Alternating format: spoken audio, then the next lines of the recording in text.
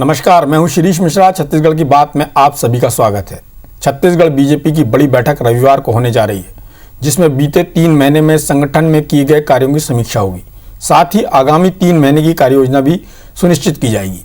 BJP कार्य समिति की अहम बैठक में शामिल होने प्रदेश प्रभारी डी पुरंदेश्वरी भी छत्तीसगढ़ आ रही हैं। डी पुरंदेश्वरी के दौरे पर मुख्यमंत्री भूपेश बघेल ने तंज कसते हुए कहा कि बीजेपी नेताओं पर फिर चलेगा हंटर। मुख्यमंत्री के बयान पर नेता प्रतिपक्ष ने पलटवार किया कि अगर हंटर लग भी रहा है तो कांग्रेस क्यों विचलित हो रही है। डी पुरंदेश्वरी के दौरे और उससे पहले प्रदेश में शुरू हुई हंटर पॉलिटिक्स पर चर्चा करेंगे, लेकिन उससे पहले एक रिपोर्ट देखेंगे। मैं पहले चर्चा करना चाहूँगा कि हमारे साथ भारतीय जनता पार्टी से कृष्णमूर्ति बांदी हैं और कांग्रेस से प्रकाश नायक जी हैं।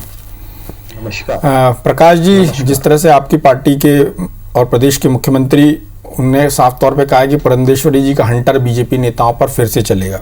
नेता प्रतिपक्ष ने साफ तौर पर कहा है कि ये जो हंटर है उससे कांग्रेसियों को क्यों दिक्कत हो रही है। तो क्या ऐसा आपको लगता है या आपकी पार्टी को ऐसा फील होने लगा है कि जो नई प्रभारी हैं या जो नए सह प्रभारी हैं, साथ में जो नया बीजेपी के संगठन का एक नया स्वरूप बना है, वो आपकी पार्टी के लिए कहीं ना कहीं आगे जाके परेशानी का सबब बन सकता है? देखिए, छत्तीसगढ़ में भाजपा जो विपक्ष की भूमिका में है, वो 15 साल सत्ता रहने बाद विपक्ष की जो भूमिका है वो भूल गए हैं। और उनके जो प्रभारी हैं डी पुरंदेश्वरी जी, वो लगातार यहाँ आ रही हैं, इनको चार्ज करने का प्रयास कर रही हैं, लेकिन कहीं न कहीं छत्तीसगढ़ के जो प्रमुख विपक्षी पार्टी है भाजपा, वो चार्ज नहीं हो पा रही है। इसलिए लगातार उनका दौरा हो रहा है और कहीं न कहीं लोग, भाजपा के लोग डरे हुए हैं, भी इसमें डरे हुए हैं कि क्या होगा, अब क्या होगा। अपनी भूमिका भूल सी गए हैं। भाजपाई अपनी भूमिका भूल गए हैं, ये आप किस आधार पर कह सकते हैं? अभी तो भारतीय जनता पार्टी का विधानसभा में परफॉर्मेंस भी बहुत अच्छा था और फील्ड में भी लगातार वो लोग प्रदर्शन कर रहे हैं, राजभवन जा रहे हैं, मार्च कर रहे हैं, विभिन्न मुद्दों पर सरकार को घेरने की कोशिश कर रहे हैं। जैसे चाहे खुड़मुड़ा हत्याकांड हो, चाहे बठेना में जो आत्महत्या का मामला हो, दोनों जगह भारतीय जनता पार्टी का दल गया। बल्कि बठेना में 2 बार गए, उनकी पार्टी का एक दल भी गया, फिर उनकी पार्टी के एक मोर्चे का भी दल गया वहाँ पर, और लगातार वो सीएम को और आपकी पार्टी को घेरने का प्रयास कर रहे हैं, चाहे धान खरीदी मामला हो, चाहे दूसरे अन्य मामले हों। तो पुरंदेश्वरी जी के आने के बाद जो भारतीय जनता पार्टी का पहले स्वरूप दिखाई देता था मध्य प्रदेश के समय में भी, और जब अजीत जोगी जी की सरकार थी उस समय भी, वो दोबारा से दिखाई दे रहा है। उनके जो पुराने नेता हैं वो उसी रॉ में विधानसभा में और फील्ड में भी दिखाई दे रहे हैं। देखिए, आपने विधानसभा की बात की। विधानसभा में जो पिछला सत्र हुआ वो समय से पहले समाप्त हुआ। समाप्त इसलिए हुआ कि विपक्ष बजट में चर्चा ही नहीं किए। विपक्ष अपनी भूमिका को से दूर भागे। विपक्ष को वहाँ बैठना था, बजट में एक एक बिंदु पर चर्चा करनी थी, लेकिन पता नहीं क्या हो गया इन लोगों को कि ये चर्चा ही नहीं किए, भागे। इसीलिए बजट सत्र समय से पहले उसका सत्रावसान हुआ। और रही बात मुद्दे की बात अगर आप कर रहे हैं तो इनके पास कोई मुद्दा बचा ही नहीं है। धान हम पूरा खरीद रहे हैं, धान के उत्पाद की कीमत हमने जो वो बात बोला था वो पूरा हम कर रहे हैं।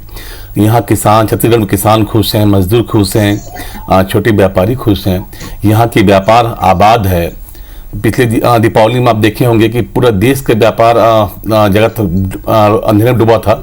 उस समय छत्तीसगढ़ की व्यापार जगत आबाद था, दीपावली में खूब खरीदी हुई। तो छत्तीसगढ़ अकेला एक ऐसा प्रदेश है जहाँ पर इस मंदी का, कोरोना का ज़्यादा प्रभाव नहीं पड़ा और यहाँ के सभी लोग खुश हैं। तो उनके पास कोई मुद्दा है ही नहीं। रही बात कुछ मुद्दे में जो बात कर रहे हैं वो उसमें जा रहे हैं, अपने आप को स्थापित करने का प्रयास कर लेंगे, स्थापित हो नहीं पा रहे हैं। जनता देख रही है इनकी भूमिका को और जनता बहुत अच्छे समझ रही है कि ये लोग अपने भूमिका को ठीक से निभा नहीं पा रहे हैं। प्रकाश नायक जी, यदि हम बात करें, जैसा आपने बोला कि जनता के बीच में इनको समर्थन नहीं है, ये अपनी भूमिका ठीक से निभा नहीं पा रहे हैं और जिन मुद्दों, इनके पास कोई मुद्दे नहीं है। यदि ऐसा था तो आपकी पार्टी को जो विधानसभा में एक बड़ी जीत मिली थी, अप्रत्याशित जीत मिली थी और अभी तक के एक तरह से कहेंगे टॉल विक्ट्री थी भारतीय कांग्रेस के लिए, उसके बाद जो परफॉर्मेंस आपका लोकसभा में होना चाहिए था वो वैसा नहीं था। जितनी सीटें आपने करीब करीब विधानसभा में जीती थी, उतनी सीटें करीब उतनी सीटों पर, मतलब यदि लोकसभा के हिसाब से सोचें और उसको विधानसभा की सीटों में कन्वर्ट करें तो उतनी ही सीटों पर भारतीय जनता पार्टी ने अपनी एक बढ़त बना ली। तो इसको क्या कहा जाए? देखिए, लोकसभा में मुद्दा और जो उसके जो वो होते हैं वो अलग होते हैं, विधानसभा में अलग होते हैं। छत्तीसगढ़ में जब विधानसभा चुनाव होते हैं तो स्थानीय मुद्दे में चुनाव लड़ गया था, लोकसभा में अलग मुद्दा था। तो लोकसभा में कुछ अलग तरह की परिस्थिति बनी, हमारी सीट कम हुई, और इससे पहले लोकसभा में हम लोग 2 सीट में थे, इस बार भी 2 ही में हैं। तो कहीं परिस्थिति बदली नहीं है। लोकसभा एक अलग मुद्दे में चुनाव हुआ था, विधानसभा अलग मुद्दे में चुनाव हुआ है। विधानसभा में जो चुनाव हुए थे वो छत्तीसगढ़ के मुद्दे थे, छत्तीसगढ़ के किसानों के मुद्दे थे, छत्तीसगढ़ के मजदूरों के मुद्दे थे। तो वो मुद्दा अलग था, वो मुद्दा अलग है। तो दोनों चुनाव को आप अलग अलग देखना चाहिए। और छत्तीसगढ़ में कांग्रेस बहुत मजबूत स्थिति में है, इसीलिए 2-3 जो उपचुनाव हुए हैं, उपचुनाव में भी कांग्रेस जीत के आई है। नायक जी, यदि मैं आपसे एक सीधा सवाल पूछूं कि जो 15 साल में भारतीय जनता पार्टी सत्ता में थी, तो जनता ने कांग्रेस को जिताया था या भारतीय जनता पार्टी को हटाने का मैंडेट था वो? देखिए, 3 बार सत्ता में रहे भाजपा वाले, तो उस समय विपक्षी पार्टी कांग्रेस थी और सत्ता पक्ष में भाजपा थी, लेकिन सीटों का अंतर लगभग बराबर ही था। 2, 4, 5 सीट का अंतर में लोग सत्ता में आते रहे हैं। और अभी जो चुनाव हुए हैं उसमें हम लोग बड़ी बहुमत के साथ आए हैं। तो मैं सीधा से ये कहना चाहूँ कि कांग्रेस ने, जनता ने कांग्रेस को इस बार चुना है बहुमत से। वो परिस्थिति पहले कभी नहीं आई। चलिए, आपकी बात भी मान लेते हैं। और अभी हमारे पास भूपेश बघेल जी की एक बाइट है जो सुनाना चाहते हैं, जो उन्होंने हंटर वाली बात कही है। पुरंदेश्वरी जी आएंगी तो फिर हंटर चलाएंगी, हंटर फिर से पड़ेगी, लेकिन मानने वाले लोग नहीं हैं, क्योंकि भयंकर गुटबाजी है उसके भीतर में। नेता प्रतिपक्ष मानते नहीं, उनके साथ केवल रमन सिंह जी भरे हैं, बचत उनके साथ कोई नहीं है। तो स्थिति इसलिए वो कई गुटों में बटा हुआ है। हंटर किसको लग रहा है, कांग्रेस इतना विचलित क्यों है, बार बार पुरंदेश्वरी जी उनको मौखिक मुखाग्रयात सभी कार्यकर्ताओं को कैसे हो गए हैं, इस बात से आपको अंदाजा लग सकता है। चलिए, हमारे साथ कृष्णमूर्ति बांधी जी भी हैं, भारतीय जनता पार्टी से मस्तूरी से विधायक हैं। बांधी जी, आपका बहुत स्वागत है। आपने मुख्यमंत्री जी का भी बयान सुना होगा और उस पर आपकी पार्टी के जो नेता प्रतिपक्ष हैं उनकी भी प्रतिक्रिया सुनी होगी। आपको क्या लगता है कि जो मुख्यमंत्री जी बार बार इस बात को बोल रहे हैं कि आपकी पार्टी के अंदर गुटबाजी है, जिसके कारण विधानसभा का सत्र प्रॉपर नहीं चल पाया, आपकी पार्टी में वर्चस्व की लड़ाई चल रही है, इस बात को वो लगातार बोल रहे हैं, क्या ये मान लिया जाए कि सत्ता पक्ष इस नैरेटिव को गढ़ रहा है, या फिर ये आपकी पार्टी की सच्चाई है और जो डी पुरंदेश्वरी हैं वो लगातार आपकी पार्टी की इस गुटबाजी को और पार्टी के नेता जो निष्क्रिय हैं उसको सक्रिय करने के लिए जो बात मुख्यमंत्री जी कर रहे हैं कि हंटर वाली बात, क्या वो वैसे ही है? सुरेश भाई, भारतीय जनता पार्टी पूरे विश्व में नंबर 1 की पार्टी है, जो अपने सिद्धांत और व्यवहार से आज नंबर 1 बनी हुई है। कांग्रेसियों के समान ये नहीं है कि परिवारवाद उबर नहीं पाते कांग्रेस के लोग। मुख्यमंत्री जी हंटर की बात करते हैं, पूरे देश की जनता ने कांग्रेस को ऐसा हंटर मारा है कि पूरे देश में कांग्रेस की जो स्थिति है पिछलग्गू पार्टी के रूप में हो गया है। उसकी नीति सिद्धांत दोगली नीति के रूप में है, दोहरी नीति के रूप में है, और परिणाम यह हुआ है कि कांग्रेस आज पिछलग्गू पार्टी बन गया है। लोग उसको क्षेत्रीय दलों के साथ वो समझौता करने के स्थिति में आ जाता है। कभी एक रीति नीति था, ऐसा चरित्र, ऐसा नैतिकता, ऐसा व्यवहार कांग्रेस का घिरा हुआ है। छत्तीसगढ़ में भारतीय जनता पार्टी का संगठन बहुत मजबूत है, क्योंकि आपने एक प्रश्न किया था, कभी भारतीय जनता पार्टी का हमने लगातार शासन किया, 15 साल तक के जनता का हमने काम किया, कहीं ना कहीं हमसे चूक हुआ होगा, हमने कहीं ना कहीं ऐसी जो कुछ बात किया होगा जिसके कारण आज हम इस तरीके से हारे हैं। लेकिन वही जनता ने हमें लोकसभा में सम्मान पूर्वक स्थापना दिया है। हम सम्मान पूर्वक आज भी जनता हमारे साथ में है। कुछ गलतियां थी जो चूक हुई है, उसे हमने स्वीकार करते हैं, लेकिन जो विधानसभा की बातचीत आपने करा शिरीष भाई कि कांग्रेस नैतिकता के तौर पर इतना हठीली, हठधर्मिता, अहंकार का शिकार हो गया है। हमने जब भी इन्हें मुद्दे के लिए दिया कि कि छत्तीसगढ़ में अपराध बढ़ रहे हैं, इसकी चर्चा करो। हम चर्चा चाहते हैं। कांग्रेस अपने अहंकारों के कारण खत्म कर दिया। बलात्कार, अपहरण की संख्या बेतहाशा बढ़ रहा है। छत्तीसगढ़ में पूरे देश में चौथा स्थान पर आ गया है। हम इसकी चर्चा करना चाहते हैं। कांग्रेस अहंकार के कारण इसको खत्म कर देती है। हमने कहा कि यहां पे माफियाओं का राज होते जा रहा है। रेत माफी, भूमि माफी का एकदम अचानक प्रकोप बढ़ गया है। हम इस पर चर्चा चाहते हैं। भारतीय जनता पार्टी, कांग्रेस अपनी अहंकार के कारण इसको अस्वीकार करते चले आए हैं। और जब हमारी बात को ही चर्चा पे स्वीकार नहीं करेंगे तो हमारी स्थिति क्या रह जाएगी सिवाय जनता के पास जाने का। आज वही हम जनता के पास जाने का काम कर रहे हैं। और रही डी पुंडेश्वरी का, हम तो धन्यवाद देते हैं कि छत्तीसगढ़ में हमारे प्रभारी मंत्री माननीय डी पुंडेश्वरी जी एक बड़ी सक्रियता के साथ आ रहे हैं। अपने कार्यकर्ताओं को मार्गदर्शन देने का काम कर रहे हैं कि हम और बेहतर से बेहतर समाज के प्रति कैसे जिम्मेदार हो सके। हम समाज में जो अव्यवस्था है, हम कांग्रेस को उन मुद्दों के साथ कैसे लड़ सकते हैं, हम बेहतर से बेहतर कैसे जनता के लिए हम खड़े हो सकते हैं, ऐसा मार्गदर्शन देने का काम कर रहे हैं। हम तो उनकी सक्रियता का, एक महिला होने के नाते जिस तरीके से, जिस भूमिका से काम कर रहे हैं, हम उसका स्वागत करते हैं। कांग्रेस लोगों की चूंकि नैतिकता और व्यवहारिकता नहीं है, इसलिए वो हंटर मारने वाली बात करते हैं। वो चलिए हंटर वाली बात करते हैं। मुख्यमंत्री अपने देखे पिछलग्गू पार्टी के हैं। पिछलग्गू पूरे देश में पिछलग्गू पार्टी के रूप में हो गए। बांदी जी, मेरे 2-3 सवाल हैं। आपने कहा कि आपकी पार्टी ने कोई गलती की थी जिसके कारण जनता ने आपको विपक्ष में बिठाया, उसके बाद लोकसभा में स्थिति आपने बोला ठीक ठाक रही।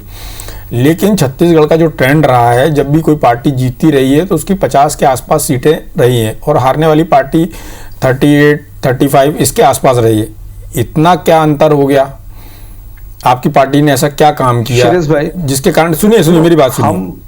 दूसरी बात, आपकी पार्टी में इतने सारे नेता हैं जिन्होंने यहाँ पर सत्ता में लाने का पहले काम किया था, उनको मार्गदर्शन देने के लिए एक ऐसे नेता की क्यों आवश्यकता पड़ रही है जिसको इस तरह की सत्ता में रहने का या काम करने का कोई अनुभव नहीं है? आपकी पार्टी इस स्थिति में पहुंच गई है क्या? और दूसरी बात, आप जो अपराध की बात कर रहे हैं, न्याय की बात कर रहे हैं, नैतिकता की बात कर रहे हैं, व्यवहारिकता की बात कर रहे हैं, तो राजनीति में यदि मैं इस बारे में चर्चा करने बैठूं तो आपकी पार्टी की जो अलग अलग राज्यों में सरकार है या फिर जो जिस तरह के आरोप आप प्रदेश सरकार पे लगा रहे हैं, वैसे ही आरोप कांग्रेसी पूरे जो देश में सरकार चल रही, केंद्र में सरकार चल रही, उस पर आरोप लगाते हैं। तो उन बातों पे हम चर्चा ना करके अभी जो मुद्दा है उस पर चर्चा करें तो ज्यादा बेहतर होगा। देखिए शिरीष भाई, गलती कोई एक कारणों से नहीं है कि हम पीछे हो गए हैं। गलती कई कारणों से हो सकता है। निश्चित तौर पर हम उन गलतियों को सुधारने का प्रयास कर रहे हैं और साथ ही साथ हमारे जिन नेता हैं जिम्मेदार है। हम परंपराओं पर नहीं है कि एक परिवारवाद की तरह चलने वाला नहीं। जो हमारा नेता हुआ, हमने संगठन, उसके प्रति हमारा समर्पण रहता है और उस समर्पण से, उनके मार्गदर्शन से हम बेहतर से बेहतर काम करने का प्रयास करते हैं। हम तो उन जनहित के मुद्दों पर जो मार्गदर्शन है, जनहित के मुद्दे हैं, हम उन पर काम करना चाहते हैं। अपने संगठन में अपने लोगों के प्रति विश्वास पैदा करना चाहते हैं। हम जनता के प्रति विश्वास पैदा करना चाहते हैं। जनता के कहीं ना कहीं हमसे चूक हुआ है, हम फिर से अपने मेहनत से काम करेंगे। भारतीय जनता पार्टी आपकी जो मेहनत है, शून्य से लेकर शिखर तक की यात्रा भारतीय जनता पार्टी का है। आज भारतीय जनता पार्टी अपने कर्मों से, अपने विश्वास से शून्य से शिखर तक के यात्रा किया है। हम उसको फिर से जीतने का ही प्रकाश नायक जी कुछ कहना चाह रहे हैं। नायक साहब, अपनी बात कह सकते हैं। देखिए आदरणीय बांदी भैया जी, आपने नैतिकता की बात की ही, आपने सारी जो दोहाई सारी चीज की। मैं आपसे पूछना चाहूंगा कि पूरे देश में जहां जहां भी कांग्रेस सरकार रही, आपने किस नियम के तहत कांग्रेस सरकार को हटाया? आपने जो चुनी हुई सरकार थी, जिसको जनता ने बहुमत से बैठाया था, उसको किस नियम के तहत आपने हटाया? आपकी उस समय नैतिकता कहाँ गई? आप बात कर रहे हैं कि शून्य से भाजपा उभरी है। मैं आपसे पूछना चाहूंगा, आप देश की बात मत कीजिए, आप आज बात हो रही है छत्तीसगढ़ की। छत्तीसगढ़ में आपकी पार्टी को जनता ने अर्थ से फर्श में कैसे बैठाया? छत्तीसगढ़ की जनता ने आपको 14 सीट में कैसे सीमित कर दिया? कहीं न कहीं आपकी पार्टी, आज जिस मुद्दे में बात है उस मुद्दे बात कर लो, कहीं न कहीं आपकी पार्टी अपनी भूमिका भूल गई है। और पिछले 15 साल में आप लोगों ने इतना अत्याचार किया जनता के ऊपर कि जनता आज भी उसको याद कर रही है। 3 उपचुनाव हुए, तीनों उपचुनाव में जनता कांग्रेस के साथ रही। और आप कह रहे हैं कि पूरे प्रदेश देश में वो तो आएगी। आप लोग जहां भी लोकतंत्र के साथ सरकार बनेगी कांग्रेस की, उसको आप लोग पलटा दोगे। गोवा में हुआ, क्या बोलते हैं, अपने पांडिचेरी में हुआ, मध्य प्रदेश में हुआ, कितनी सरकारें ऐसी पलटी हैं। और उसके सहारे आप लोग आना चाहेंगे तो आप लोग ताकतवर हैं, अपनी ताकत के साथ में करना चाहेंगे, भाजपा को यहां स्थापित करना चाहेंगे तो वो कर सकते हैं। बाकी जनता के हिसाब जनता ही करती है, और जनता जो हिसाब करती है वही सबको दिखता है। आप अपनी ताकत से कुछ भी कर लें, लोकतंत्र की दुहाई दे रहे हैं, नैतिकता की दुहाई दे रहे हैं, कितनी दुहाई दें, लेकिन पूरे देश जनता जान रही है कि भाजपा आज क्या कर रही है। बांधी जी, आपसे एक सवाल है, जब आपकी पार्टी अब विपक्ष में है और आपके पास मौका भी है कि कुछ मुद्दे ऐसे हैं जिनको जनता के बीच में जाकर आप समर्थन ले सकते हैं, लेकिन आपकी जो विरोध है वो विधानसभा तक सीमित है, या विधानसभा के बाहर मीडिया से बात करने तक सीमित है, या फिर राजभवन के मार्च तक सीमित है।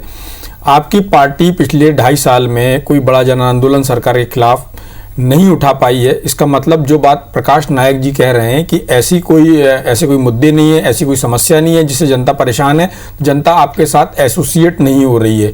तो क्या आपकी पार्टी की जो ये प्रभारी हैं उनकी प्रायोरिटी क्या पहले पार्टी को दुरुस्त करने की, उसके बाद जनता में जाने की है, या दोनों चीजें साथ साथ चलेंगी? शिरीष भाई, 2 बातें हैं। एक तो प्रकाश भाई बहुत अच्छे विद्वान, उसका भी जवाब देना चाहता हूं, और दूसरा आपका शिरीष भाई आपका भी जवाब देना चाहता हूं। पहला प्रकाश भाई का जवाब दे रहा हूं मैं कि प्रकाश भाई, आपने कई राज्यों का उदाहरण दिया कि भारतीय जनता पार्टी उसे तोड़ने का काम कर रही है। अगर तोड़ने का काम कर रही है, आपने उदाहरण प्रस्तुत किया है। मैं तो कहता हूं कि आप छत्तीसगढ़ तक सीमित करना चाहते हैं, तो छत्तीसगढ़ में प्रकाश भाई बताना चाहता हूं कि छत्तीसगढ़ के लोकतंत्र में चुने हुए लोगों के सीने पर अगर किसी ने वार किया था पहले, तो कांग्रेस ने किया था। 11 विधायकों को उसने जिस तरीके से भी तोड़ा, चाहे विचारों के आधार पर किसी भी तरीके से किया, लेकिन छत्तीसगढ़ में लोकतंत्र में तोड़ने का अधिकार सबसे पहले कांग्रेस ने छुरा भोगा, जिसमें से आपके सम्मानी पिताजी भी बहुत विचारवान व्यक्ति आपके हैं, लेकिन उन्हें भी उन लोगों ने तोड़ा।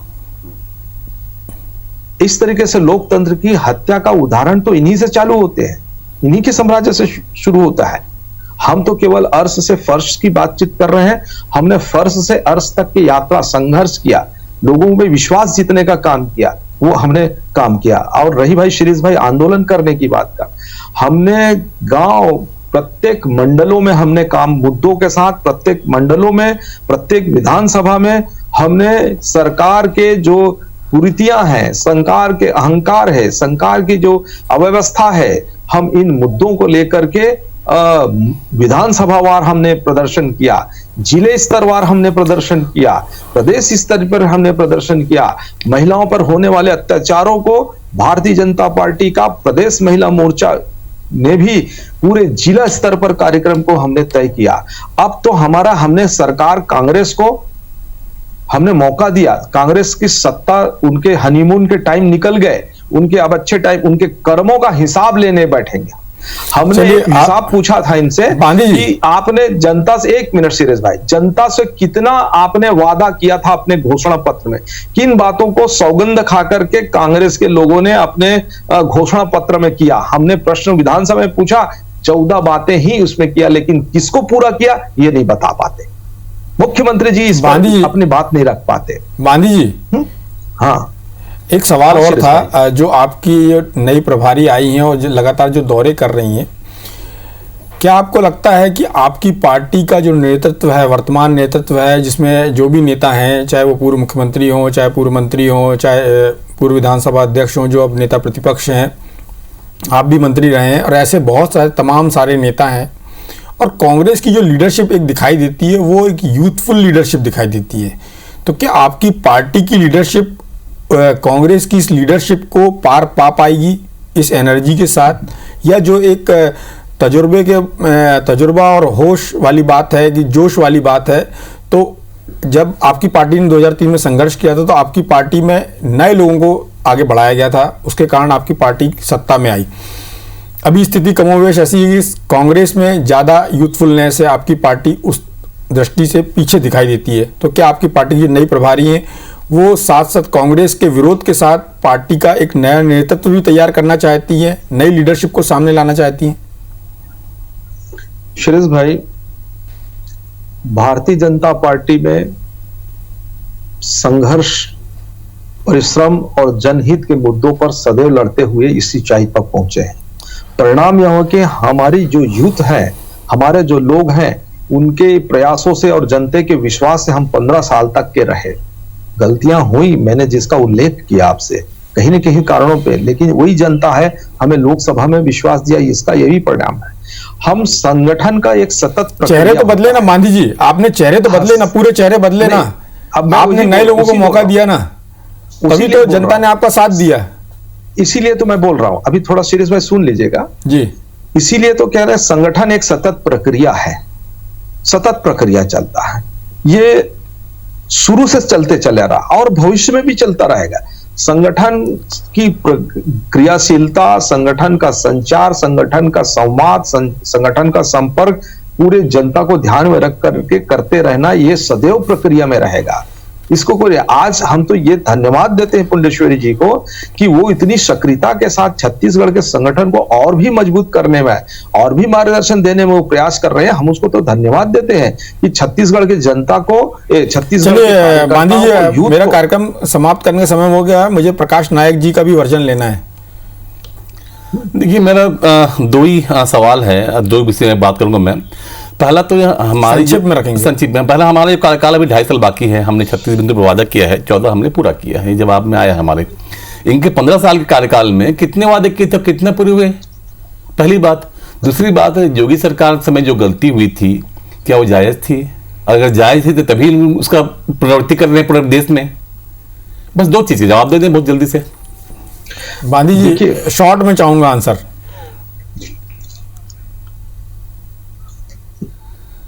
एक बार फिर से प्रकाश भाई, प्लीज प्लीज।